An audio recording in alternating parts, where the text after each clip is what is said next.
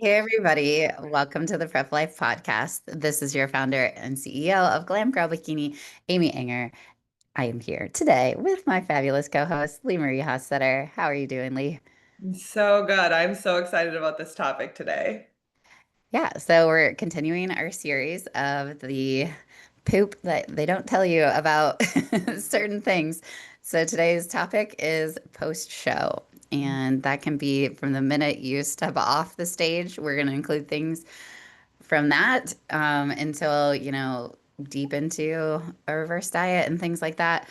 So, do you want to kick it off with just kind of, we talked about offline a little bit about how Lee Marie had a different experience and how this list is more like it's definitely what I had as my experience as a competitor. I was telling her that, my first experience at the show was just you have this 12-week packet, and then no goals afterwards, no guidance on what kind of celebration meal I should be doing, no next step goals, period. Did not know how I would feel after the show of just like no reverse diet, nothing. I mean, literally, I never talked to my coach again after that. And it was so many things going on for me. So I think in my mind, I always like the reason why I do all of this stuff is like I want people to learn from my mistakes and my like bad experiences so that I can help other people to not go through that because it is such a positive thing going through a bodybuilding competition prep. It does so much for your life. It can enhance it.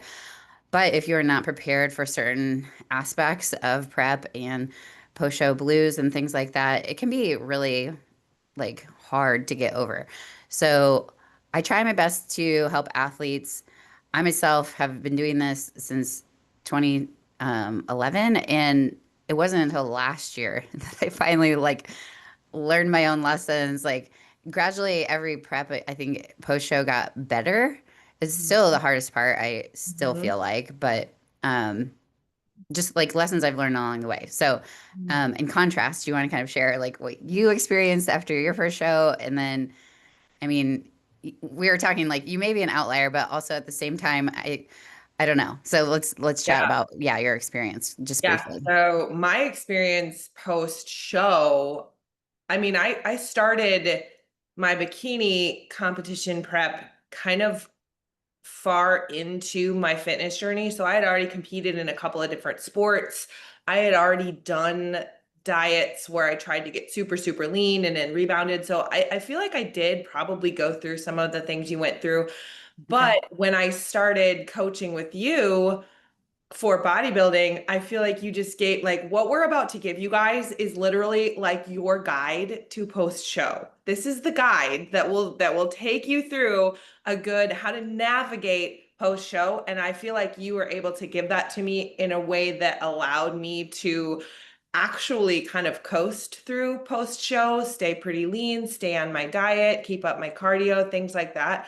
I remember usually the couple of days after my competition day, I'll do like an intuitive eating, and I will usually end up eating pretty low calories. So like it's just I don't know if it's just natural tendencies, my personality, but I do go through some improvement season blues once I start building up my calories and seeing my body change and putting on some weight and things like that. I think I can go through some of these things, but I think my goal is to give you guys the information that you have here, Amy, and that you gave me, and prepare people as much as possible to avoid a lot of these pitfalls of post show. Yeah, and I do think speaking to your experience, like you don't introduce alcohol ever, really. You don't ever have alcohol. And then also right away you don't introduce sugar. Like you just have more of your prep foods Right. and prioritize protein and you stay with all of your activities. So I mean, kudos to you for doing that as well. And I think that that was the light switch in my brain was that not getting that dopamine hit right after the show and just really like holding myself. And we'll get into this, it's part of the list, but I think the biggest change for me personally is that I did not introduce sugar. after a show, and I would stay very like clean for the most part. Maybe have a burger, but questionable as to whether or not I would even like do fries or a bun. I wouldn't like reintroduce gluten, sugar, inflammatory foods, and alcohol. And I think that does make a big difference when you kind of treat your body like a temple Mhm. post show as well and have something intentional. But I I don't want to think give too I think many the running points away. I think the running joke on my post show is that I always have a protein bar and Cottage cheese. cheese. That's my Yeah, post that's show your binge, go-to. guys. Yeah, yeah. Okay. Um, So, so the Protein Brothers podcast comes out today. I think they said it was June 10th that it was coming out, and they were asking me about what my most like epic post-show treat was, and I was telling them how it was a milkshake with an entire slice of cheesecake inside of it. And I was like, don't ever do that because that's like sugar, I don't gluten, even think I would enjoy dairy. that. I think I would get sick. Oh, Like yeah, it cottage was cheese it all was not day. good. But anyway, I digress. Okay. Okay, so we're gonna talk mental side, emotional side, as far as that goes. So I feel like a big mistake that people make is that they don't maintain their structure. They give up all their habits and they, stop going to the gym or they stop like taking care of their sleep. I mean, they do all the things like stop their cardio, stop their steps. And I think it's easy to do if you don't have a goal. So if you don't have a coach that knows what they're doing and they don't talk to you about, next steps before the show actually happens and like prepare you for, this is how you could feel. This is, let's do this as our plan A, this as our plan B. Let's listen to judges' feedback, move forward from there. I just think it helps, even if your show is not going to be for another 2 years or something like that, just to have something in mind, like where your framework is going, that there's some sort of thing that you're going to look forward to or strive for.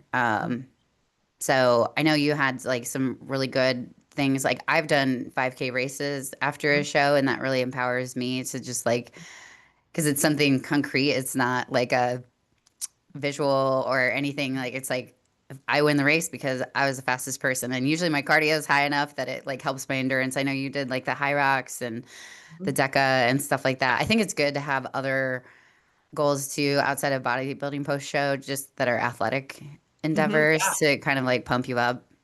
That I think plays really good into number two, which is your identity. And so being the competitor in prep for that amount of time, and then now you're not. I like to think of myself as an athlete who Hmm. competes.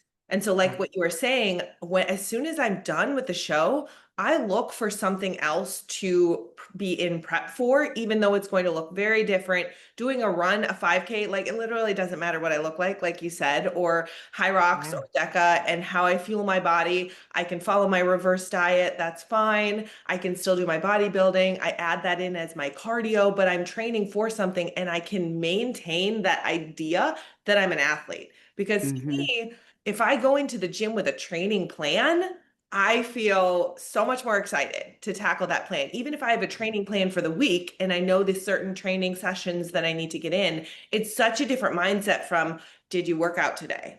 Did you go to the gym today? It's like, no, I have these sessions. I need to get these sessions in for my level of fitness for this next event. So Hmm. if you can find something that helps you maintain that identity of an athlete, I think it just makes the post-show season, it kind of changes it and it helps fight the blues because really you're an athlete still. Your goals are just changed right now. And can I add something to that point as well? Because I think too, the identity piece is that a lot of times we kind of blow off our friends, blow off our family members, like put this prep on a pedestal and kind of like, push everything aside and just our tunnel vision focused on this one goal.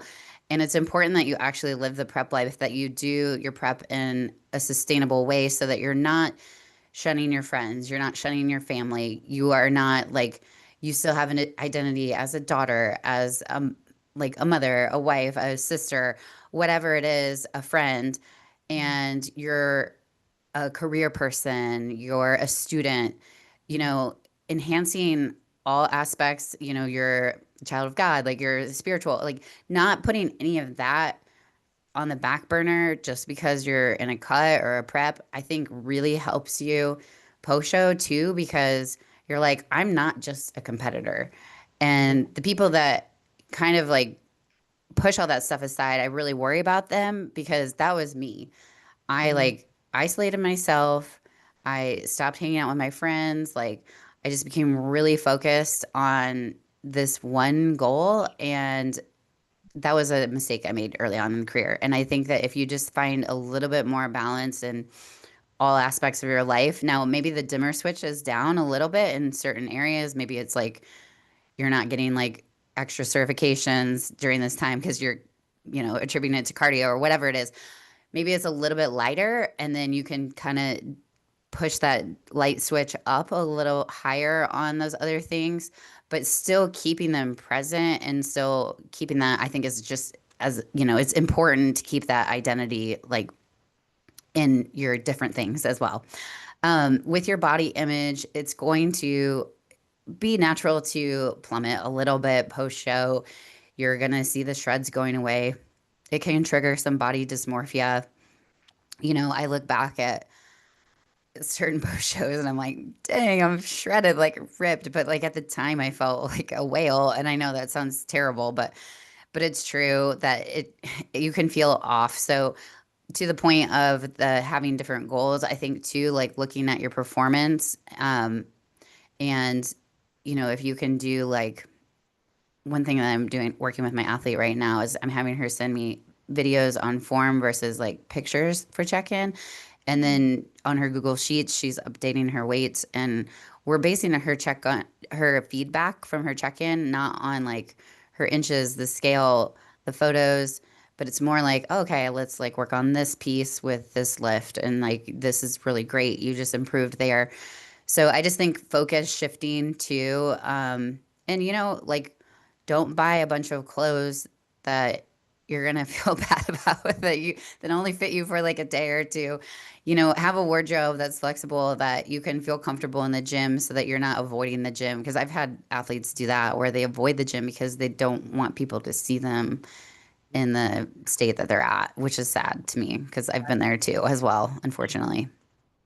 Yeah, I love that. Okay, so four is disordered eating behaviors can creep in. So really, really be on guard and know your own self with this. Binging, restricting, and guilt cycles is what we want to watch for. So especially if you're not coached properly through a post show, often you will have the plan and you'll blow the plan. So, but having the plan is still good. And then typically a show is on Saturday and then you have a Sunday. And then for my athletes, anyways, we have a check in on Monday.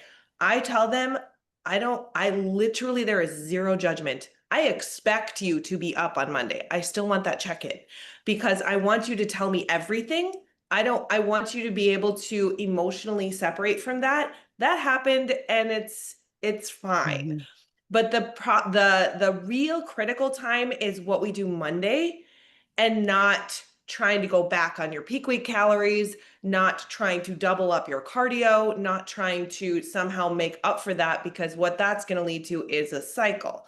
So what we want to do is we want to get started right into that reverse diet. We want to get your food up to a healthy point. Eventually, some athletes might be able to stick really low calorie and gradually add up, like I've always done. Some might need a faster increase of food because your body just needs that. But either way, it's going to be better than trying to make up for something and getting into a cycle. Yeah, and I've seen that a lot where people try to overcorrect, and it's like I would rather just actually give you a recovery diet at that point, keep Mhm. your average calories pretty high, Mhm. but not going from 4,000 to trying to go down to like 1,000 and going back and forth because you're trying to overcorrect. So yeah, that's where a coach can come in handy for sure in that situation. And then as far as the other piece on like the mental side of it and everything, you may feel like extremely proud of your accomplishment, but it's okay to also feel a little bit broken.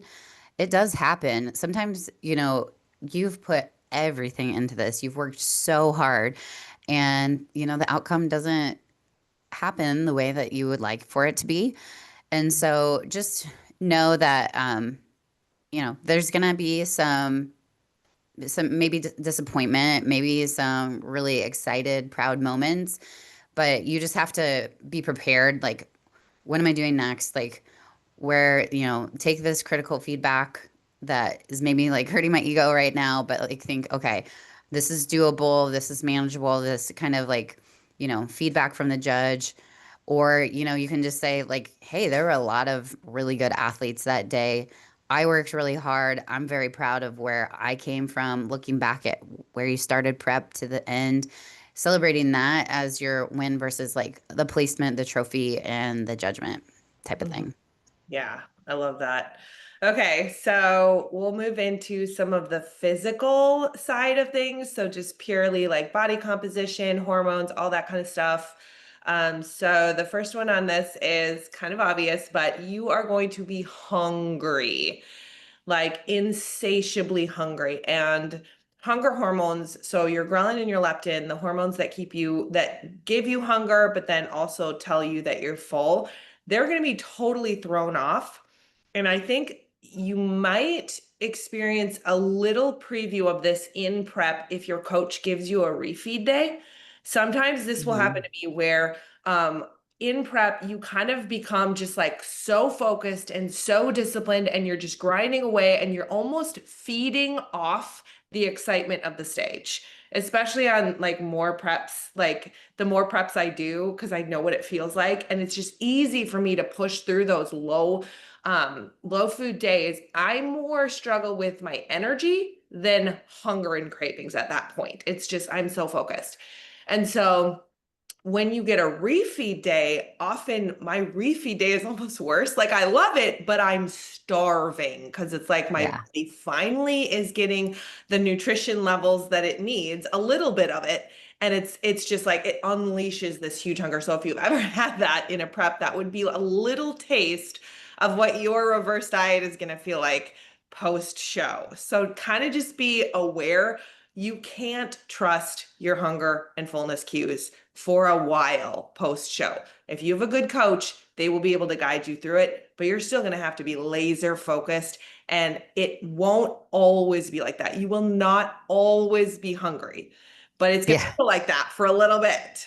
I'm just telling you, it might take 8 weeks for Mhm, you to actually feel normal. It might even take 3 months. mhm. And I'm not joking. I just posted on IG the other day. I was like, that little Dalmatian where he's like, I'm so hungry, I could eat a whole elephant. And I'm like, I'm like, this is me right now. Uh-huh. But anyway, I digress. So the next point we have about physical is your digestion can be very out of whack. I've Mhm, noticed, post show, people introduce new foods that they haven't had in a long time, and all of a sudden their body responds like in a very crazy way. Their digestion's very sensitive. Doesn't matter, even if it's not like gluten and like sugar and all these different things. Sometimes people just get like bloating. They, feel constipated. Things aren't normal for digestion. So just be aware of that. It's part of the process. Keep your water high, keep your fiber high, and try to keep as consistent as you can, especially the couple of weeks after the show, just like with similar foods, but maybe higher volume or higher amounts of those foods. mhm. Yeah, definitely. So sleep can get weird if you're drastically changing your routine. So like just like the food, like how we try and stay within the same types of food we're eating, we just gradually increase the amounts. Try to do that same thing with your routine. So try to keep up a routine. Try to still focus on getting to bed on time, eating meals at certain times so that you're not like eating a ton of food right before bed, things like that. Something that I notice sometimes if I eat a lot right before bed, like I'll wake up in the middle of the night like sweating, like my metabolism is just really working trying to digest this food. And so to just be aware of that. Now, I know that sometimes in prep, when you get really, really lean, sleep can get kind of hard because you honestly just don't have enough fuel to have the energy to sleep through the night. It Mhm. sounds funny, but it's true. And sometimes you'll wake up in the middle of the night just because you're so hungry. So just try and stay on a routine as much as possible, even if it's a loose routine. Yeah. The other one would be libido. Hormones just get suppressed during contest prep. And then another side effect too is that with females, especially, I find that for the most part, we try to do things as well as possible at Glam Girl, like with keeping fats high enough so that people maintain their cycle. A lot of people will have their cycle through show day, but sometimes you just get to that point where you're so lean that that last month it kind Mhm. of skips. And then as it's kind of getting back on track or whatever, when you get that first one, things feel really off because you had skipped a period and then you have like these weird, sometimes you get phantom Mhm. period symptoms because it's trying to restart when you're in the reverse. So I've seen it all. But basically just expect that it's going to be a little wonky on the libido and the menstrual cycle side of things. And then another one is that body fat will come back fast. Your body is a sponge at that point. It just wants to soak everything up and it wants to protect you. Yeah. So this is a protection thing. This is nothing like this has nothing to do with self-worth or physique. I know we celebrate thinness and fitness as a healthy persona and that in society kind of gets taken to the extreme. But what I always like to think about is I always, for some reason, the word body fat and muscle mass keeps it neutral for me. And so I know my levels of body fat they'll come back, they'll help protect my hormones. They're going to give me energy. They're going to help me with my mood. They're going to help me be stronger in the gym. So a level of body fat is going to be actually helpful, even though I will end up being not quite as lean. I'll be a little thicker. I try to use words like that that are not like, oh, I'm getting so fat, kind of that negative self-worth sort of or not, I'm not fit or something like that. I just know that some level of body fat is going to be healthy. It's just it comes back very fast and sometimes we're not ready. Usually we're not ready Yeah. for it. Yeah. Yeah. For sure. Yeah. So the other thing would be that cortisol is still going to kind of stay high, or if you've really pushed it where you've dieted really low, cardio has been really high, then you probably aren't producing enough cortisol and your adrenals are taxed and you're going through like an adrenal fatigue type of situation.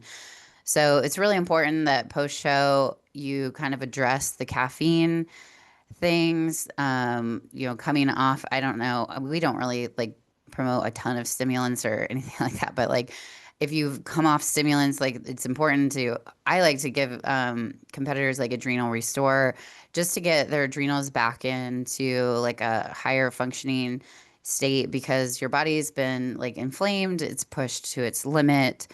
Um, and so all of these things compounded either makes your cortisol still really high, or if it's at the point where your adrenals can't really produce it anymore, then it's probably like too low. So it's important to address that post show.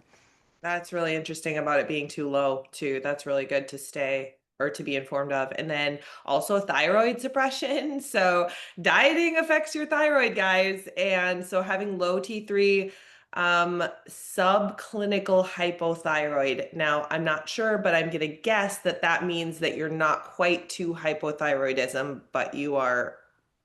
Yeah, when we say club subclinical, it just means that like most competitors, if you took a poll or you took some blood work on stage day of everybody's thyroid, it'd probably be suppressed because the thyroid down regulates when we're not eating as much food and it like down regulates our metabolism. So you're going to see that that's going to bounce back once you start incorporating more carbohydrates, more calories, and less movement and things. But it's going to take a little bit of time. So just know that, if you were to do your blood work right after a show, you'd probably show that you had subclinical hypothyroidism, which just means that it's on the lower end, if not below the normal range. But that will come back. And you will see that come back once you kind of reverse.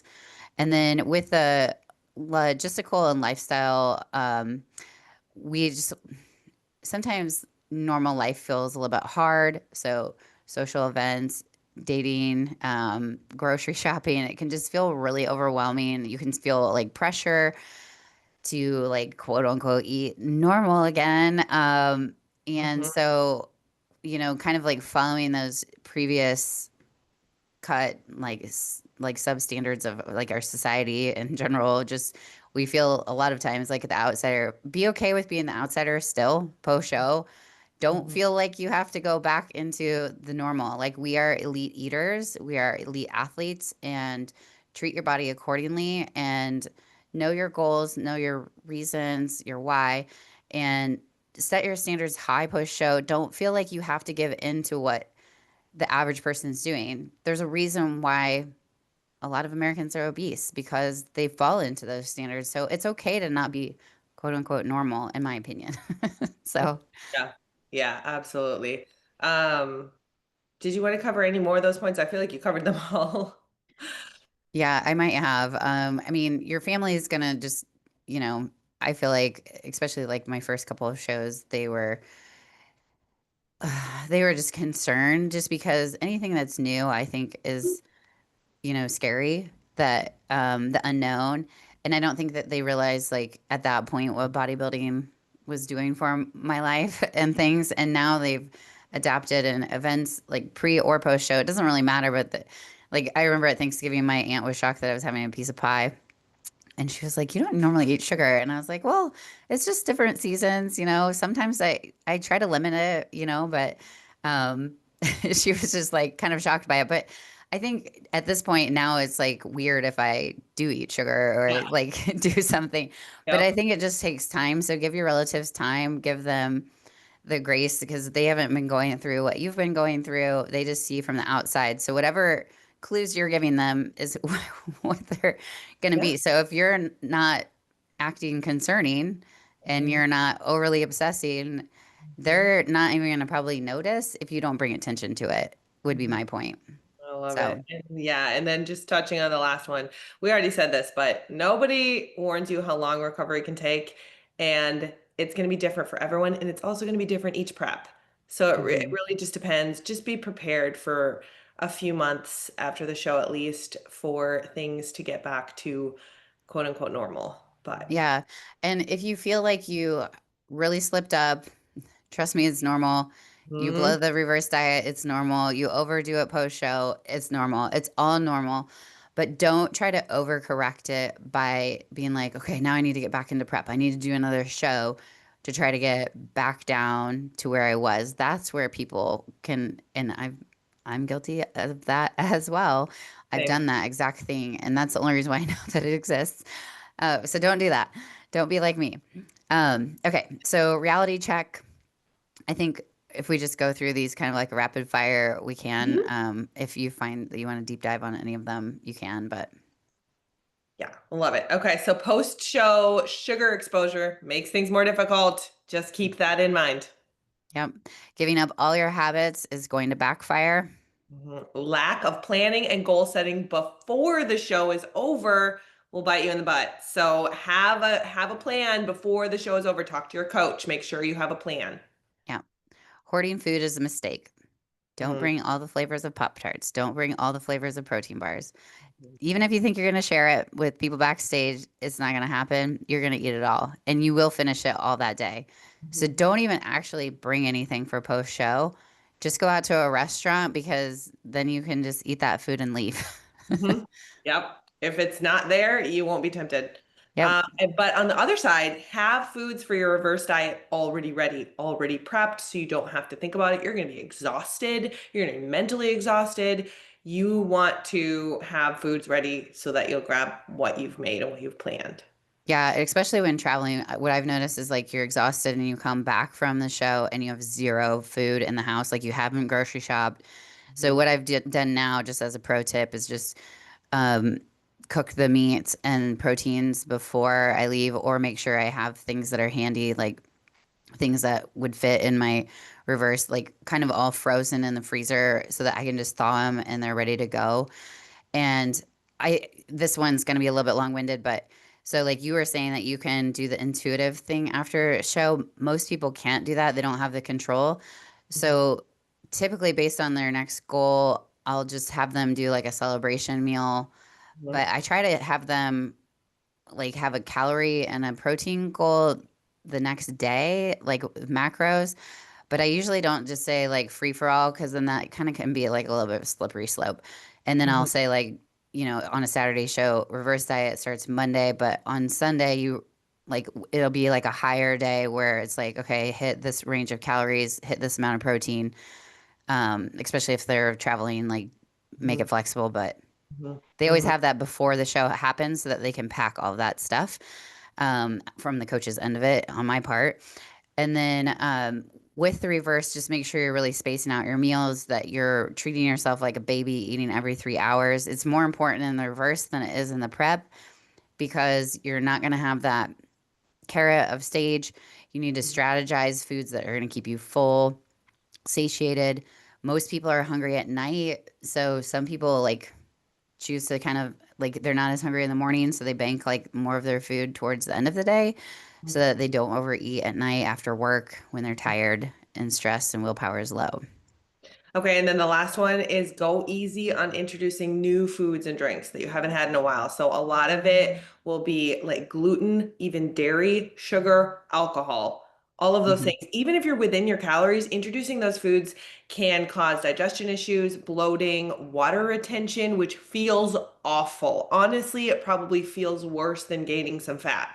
Because water retention can make you feel like you gained 20 pounds overnight and it just feels so uncomfortable. And then fatigue as well. So go easy on it. Try to just increase the foods that you have been having mostly. And then, especially on the alcohol, guys, if you cannot go into the alcohol until you have kind of repaired your body a little bit and recovered, that's going to be so helpful. Again, just think this is a time to work on recovery after your show, and it's not forever. So you're not going to be stuck doing this forever. Yeah, and I added one more. Mhm. This is a bonus. Don't go to an all-inclusive. Oof. Oh, girl. I did that. That was probably the biggest mistake I've ever made. Mhm. Don't go to an all-inclusive right after the show.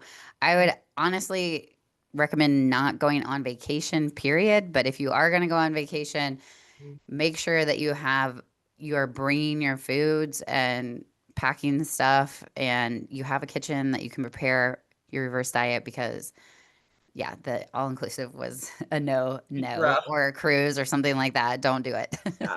I know it's tempting because you think, oh, I look so great. This is when I Yeah. want to go. Well, But and then you're like, oh, I've waited so long, so I want to like enjoy all these like fun things and all these restaurants. Just don't do it. It sets you up for failure. there will be a So better time to enjoy. Trust us.